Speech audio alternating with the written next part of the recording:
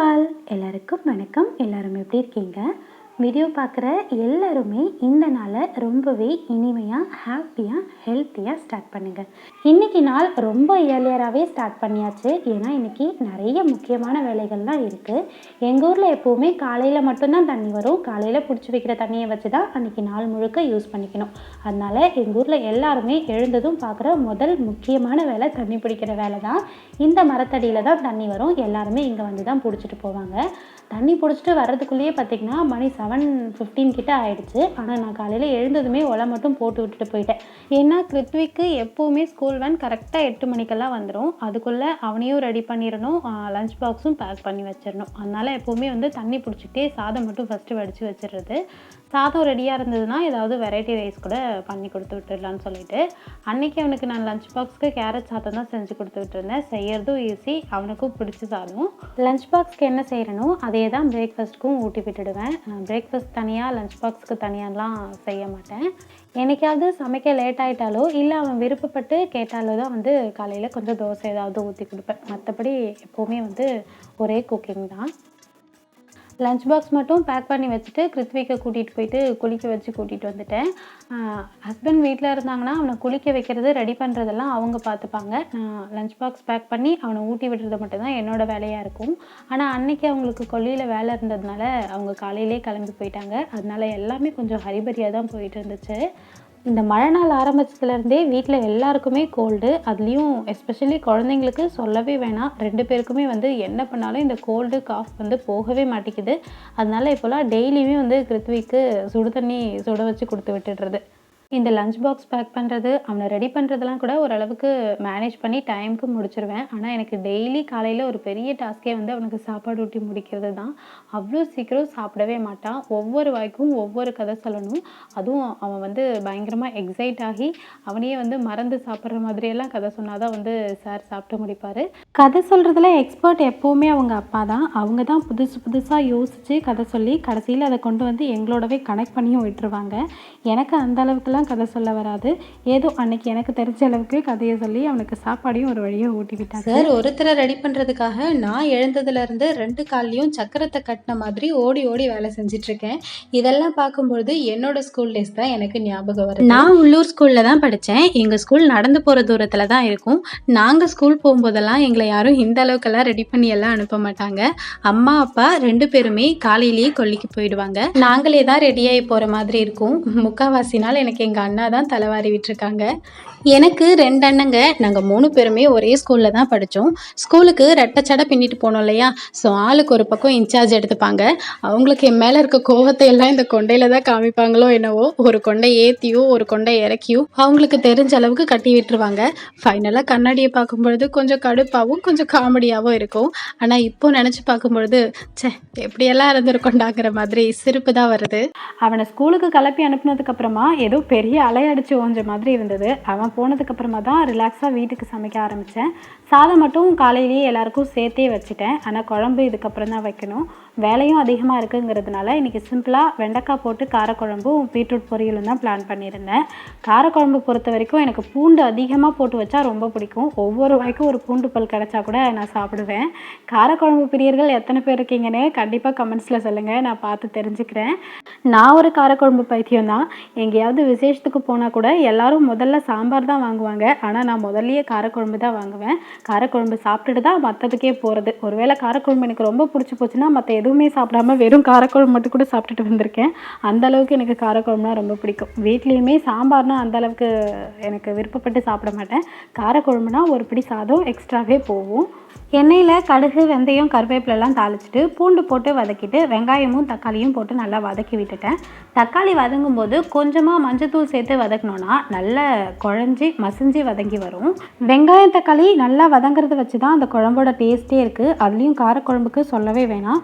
வெங்காயம் தக்காளி எல்லாம் நல்லா மசிஞ்சு ஒன்று சேர்ந்து நல்லா வதங்கி வந்தால் தான் வந்து குழம்பு டேஸ்ட்டு நல்லாயிருக்கும். அதனால் எப்போவுமே வந்து காரக்குழம்பு பொறுத்த வரைக்கும் நல்ல டைம் எடுத்து வெங்காயம் தக்காளியை வதக்கணும். இது வதங்குற கேப்பில் வெண்டைக்காய் வெண்டைக்காயையும் ஒரு பக்கம் கட் பண்ண ஆரம்பிச்சிட்டேன். வெண்டைக்காய்க்கு வந்து அடியை கட் பண்ணுறது தான் வேலை. அடியை கட் பண்ணிட்டோன்னா அதுக்கப்புறம் 2-3 வச்சு கடகடன்னு கட் பண்ணிடலாம். வெண்டைக்காய் வச்சு ஃப்ரை பண்ணாலும் சரி, குழம்பு வச்சாலும் சரி, அதை கட் பண்ணுறதுக்கு ஒரு 1/2 அன் ஹவர் முன்னாடியே நல்லா வாஷ் பண்ணி ட்ரை பண்ண விட்டுருங்க. ஏன்னா ஆல்ரெடி வெண்டைக்காயில் வழவழுப்பு தன்மை அதிகமாக இருக்கும். ஈரத்தோடு கட் பண்ணும்போது அது இன்னும் அதிகமாகிறதுக்கு சான்ஸ் இருக்குது. ஒருவேளை நீங்கள் முன்னாடியே வாஷ் பண்ண மறந்துட்டாலோ இல்லை உங்களுக்கு டைம் இல்லைனாலும் வெண்டைக்காயை வாஷ் பண்ண உடனே ஒரு க்ளீனான ஒரு கிளாத் வச்சு அதோட ஈரத்தை எல்லாம் நல்லா தொடச்சி எடுத்துகிட்டு கட் பண்ணனாலும் நல்லா தான் இருக்கும். வெண்டைக்காய் போட்டு வதக்கின உடனே தான் கொஞ்சம் ஸ்டிக்கியாக இருக்க மாதிரி இருக்கும். ஒரு 2 நிமிஷம் வதக்கினோனாலே அதோட வழவழுப்பு தன்மையெல்லாம் போயிடும். ஒரு சிலர் வெண்டைக்காயை மட்டும் தனியாக வானலில் வதக்கிட்டு அதுக்கப்புறமா கூட குழம்புல சேர்த்து கொதிக்க வைப்பாங்க. அப்படி செஞ்சாலுமே நல்லா தான் இருக்கும். டைம் இருந்தால் அப்படியும் செய்யலாம். எனக்கு வந்து இன்றைக்கி இப்படி தான் தோணுச்சு, அதனால் இப்படி தான் செஞ்சுருந்தேன். காயெல்லாம் நல்லா வதங்கினதுக்கப்புறமா தேவையான அளவுக்கு மிளகாத்தூளும் புளி, உப்பு இது எல்லாத்தையும் சேர்த்து குழம்பையும் கூட்டி விட்டுட்டேன். அதே போல் அது எந்த ஒரு குழம்பாக இருந்தாலும் சரி, ஃபுல் ஃப்ளேமில் வச்சு கொதிக்க வைக்கிறத விட ஒரு மீடியம் ஃப்ளேமில் வச்சு கொதிக்க வைக்கும்போது தான் அதோட டேஸ்ட் என்னவோ நல்லா இருக்க மாதிரி எனக்கு ஃபீல் ஆகும். உண்மையாக என்னன்னு தெரில, பட் எனக்கு அப்படி தான் தோணியிருக்கு. அதோட குழம்பு கூட்டியாச்சுன்னா அதில் அதுக்கப்புறம் நமக்கு எந்த வேலையும் இல்லை, கொதிக்கிறது தான் வேலை. அது அடுப்பு பார்த்துக்கும். அதனால் டிஸ்டர்ப் பண்ணாமல் அதை அந்த அடுப்பில் தூக்கி வச்சுட்டு இந்த பக்கம் பீட்ரூட் பொரிக்க ஆரம்பிச்சிட்டேன். எங்கள் வீட்டில் சேல்ஸ் ஆகாத ஒரு காய்னா அது பீட்ரூட் தான். கொஞ்சம் வற்புறுத்தி கொடுக்குற மாதிரி தான் இருக்கும். பட் இருந்தாலும் என்ன பண்ணுறது, எல்லா காயோட சத்தும் வந்து உடம்புக்கு வேணும் இல்லையா? அதனால் வாரத்தில் ஒரு நாளாவது இதை எப்படியாவது இன்க்ளூட் பண்ணி விட்டுடுறது. ஒரு பக்கம் இங்கே வந்து பார்த்திங்கன்னா மீடியம் ஃப்ளேம்லேயே காரக்குழம்பும் நல்லா கொதிச்சிருச்சு. காரக்குழம்புல எப்போவுமே வெல்லம் வந்து சேர்த்துக்கோங்க கண்டிப்பாக. நான் கூட ஸ்டார்டிங்கில் வந்து வெல்லமாக காரக்குழம்பா அப்படிங்கிற மாதிரி தான் நினச்சேன். ஆனால் ஃபைனலாக வெல்லம் சேர்க்கும்பொழுது அந்த இனிப்பு, புளிப்பு, காரம், உப்பு எல்லா டேஸ்ட்டும் பேலன்ஸ் ஆகி ஒரு சட்டிலான ஒரு டேஸ்ட்டு கொடுக்கும். கண்டிப்பாக ட்ரை பண்ணி பாருங்கள். நேற்று உரைக்கு ஊற்றி வச்சுருந்த தயிருமே நல்லா கட்டியாகவே துவஞ்சிருந்தது. அதையும் ஒரு பக்கம் தாளித்து விட்டுட்டேன். சாம்பார் வைக்கணுன்னா நான் எத்தனை பேருக்கு வேணால் வச்சுருவேன். ஆனால் காரக்குழம்பு வைக்கணுன்னா எனக்கு கொஞ்சம் அதிகமாக வைக்க தெரியாது. கம்மி குவான்டிட்டியில் தான் செய்வேன். ஸோ மதியம் பத்தாமல் போகிறதுக்கும் சான்ஸ் இருக்குது. தயிர் தாளித்து வச்சுட்டோன்னா இது 2த்தையும் வச்சு மேனேஜ் பண்ணிக்கலாம்னு சொல்லிட்டு தான் தயிரும் தாளித்து வச்சுட்டேன்.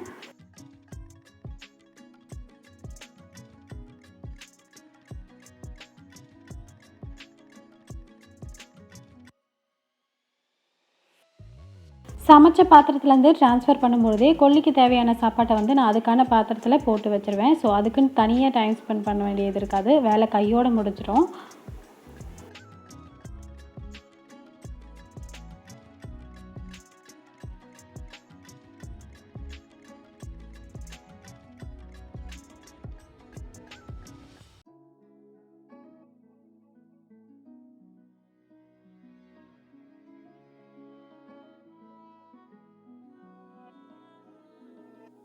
காலையில் தண்ணி பிடிக்கும்போதே துணியையும் ஊற வச்சுட்டு போயிட்டேன். வேலையெல்லாம் முடிச்சுட்டு வரதுக்குள்ளே துணியும் நல்லா ஊறி இருந்தது.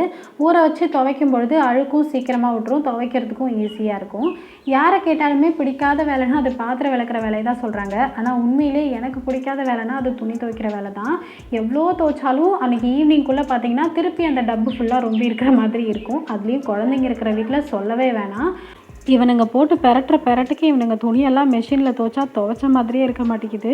அதுவும் கதிர் துணியெல்லாம் சொல்லவே வேணாம். ஒரு நாளைக்கு 4-5 சட்டை மாற்றினாலும் அந்த 4-5 சட்டையிலையும் எதையாவது ஒன்று கொட்டி வச்சுருப்பான். அதுவும் குழந்தைங்க துணியெல்லாம் மோஸ்ட்லி டெய்லி துவைக்கிற மாதிரி தான் இருக்கும் இல்லையா? டெய்லி மிஷினில் போடும்பொழுது துணி சீக்கிரமாகவே வீணாக போயிடுற மாதிரி இருக்குது. அதனாலேயே நான் முடிஞ்ச அளவுக்கு கையாலேயே துவைச்சிடுறது. பெட்ஷீட்லாம் வாஷ் பண்ணுறதுனா மட்டும் மெஷின் யூஸ் பண்ணிக்கிறது. இந்த வேலையெல்லாம் முடிக்கிறதுக்கு ஒரு 10-10:30 கிட்ட ஆகிடுச்சு. இதுக்கப்புறம் நான் காலையிலேருந்து சொல்லிட்டு இருந்தேன் இல்லையா, முக்கியமான வேலை இருக்குதுன்னு. அது வேறு எதுவும் இல்லை, தர்பூசணிக்கு ட்ரே போட போகிறோம். காலையிலேயே ஸ்டார்ட் பண்ணுறதா தான் பிளானு. பட் முன்னாடி நாள் கொக்கோ பிட்டும் தர்பூசணி விதையும் கிடைக்காததுனால டிலே ஆகிடுச்சு. அவங்க வாங்கிட்டு வர்றதுக்கே 11 மணி ஆகிடும்னு சொல்லிட்டாங்க. அதனால் அவங்க வர்றதுக்குள்ளே வந்து க்ளீனிங் வேலையெல்லாம் முடிச்சு வச்சிடலான்னு சொல்லிட்டு கழுவுறது, துடைக்கிறது, மொழுவுறதுன்னு எல்லா வேலையும் முடிச்சு வச்சாச்சு. கரெக்டாக அவங்களும் வந்துட்டாங்க. அவங்க வந்ததுமே நடுறதுக்கு ஸ்டார்ட் பண்ணியாச்சு. கூட எங்கள் அம்மாவையும் பக்கத்தில் ஒரு அக்காவையும் வந்து கூப்பிட்டுக்கிட்டேன் விதை நடுறதுக்கு. முன்னாடியெல்லாம் பார்த்தீங்கன்னா விதையை டைரெக்டாகவே வந்து நிலத்துலேயே நட்டுருவாங்க. ஆனால் இப்போ தான் ஏதோ புதுசாக சொல்கிறாங்க. ஃபஸ்ட்டு ட்ரேவில் நட்டு அது நல்லா முளைச்சி வந்ததுக்கப்புறமா ஒரு 10-13 நாளுக்கு அப்புறமா செடியாகவே நிலத்தில் வைக்கிறாங்க. டபுள் ட்ரிபிள் த வேலையாக ஆக்கிட்டாங்க. ஆனால் ஸ்டார்டிங் தான் இதுக்கு கொஞ்சம் மெனக்கடலாக இருக்கே தவிர, இந்த மாதிரி மெத்தடில் வைக்கும்பொழுது நமக்கு களை பறிக்கிற வேலை கொஞ்சம் கம்மியாகும், ப்ளஸ் ஈல்டுமே நல்லா கொடுக்குது அப்படின்ட்டு சொல்கிறாங்க. நாங்கள் பிளான் பண்ணது 100லேருந்து 120 ட்ரேக்கு. ஆனால் நட்டது வந்து பார்த்திங்கன்னா 80லேருந்து 90 ட்ரேக்கு தான் நட்டுது. எங்கேயோ கணக்கு மிஸ் ஆகுது, கடைக்காரர்கிட்ட கேட்டால் தான் தெரியும்னு சொல்லிட்டு அவங்க புலம்பிட்டு இருந்தாங்க. நீங்கள் ஒரு பக்கம் யோசிச்சுட்டே இருங்கன்னு சொல்லிட்டு நான் எல்லாத்தையும் எடுத்து வைக்க ஆரம்பிச்சிட்டேன். மீந்த கோகோ பிட் எல்லாத்தையும் சாக்கில் எடுத்து கொட்டிட்டு ஏற கட்ட ஆரம்பிச்சிட்டேன். இன்னொரு முக்கியமான விஷயம், இது வரைக்கும் நம்ம சேனலில் போட்ட வீடியோஸ் எல்லாம் 300-400 வியூஸ் தாண்டினதே இல்லை. மேக்ஸிமம் 500, அதை தாண்டினதில்லை. ஆனால் வந்து லாஸ்ட்டாக போட்ட கிச்சன் கிளீனிங் வீடியோ வந்து நல்ல சப்போர்ட் கொடுத்துருந்தீங்க. நான் நினச்சி கூட பார்க்கல. 26K வியூஸ் போயிருந்தது. அதை பார்க்கும்போது எனக்கு ரொம்ப ரொம்ப ரொம்ப சந்தோஷமாக இருந்தது. அப்லோட் பண்ண ஃபஸ்ட் நாள் வந்து 10 வியூஸ் தான் போயிருந்தது, அதை தாண்டவே இல்லை. அதை பார்க்கும்போது ரொம்ப கஷ்டமாக இருந்தது. ஆனால் அடுத்த நாள் பார்க்கும்பொழுது வியூஸ் கடகடன்னு இன்க்ரீஸ் ஆச்சு. ரொம்ப ஹாப்பியாக இருந்தது. பெரிய யூடியூபர்ஸ்க்கு இதெல்லாம் வந்து ரொம்ப சாதாரணமான விஷயமா இருக்கலாம். ஆனால் என்ன மாதிரி ஒரு ஸ்டார்டிங் ஸ்டேஜில் இருக்க யூடியூபர்ஸ்க்கு இது ரொம்ப ரொம்ப பெரிய விஷயம். நிறைய பேர் கமெண்ட் செக்ஷனில் உங்களோட சஜஷன்ஸும் சொல்லியிருந்தீங்க. அதெல்லாம் பார்க்கும்போது ஓகே, ஏதோ ஒரு இடத்துல வந்து நம்ம ஏதோ ஒன்று கரெக்டாக தான் பண்ணிகிட்ருக்கோங்கிற மாதிரி ஒரு ஹோப் வந்தது. Thanks to every one. என்னோடய வீடியோஸ் உங்களுக்கு பிடிச்சிருந்தா மறக்காமல் சப்ஸ்கிரைப் பண்ணி சப்போர்ட் பண்ணுங்கள்.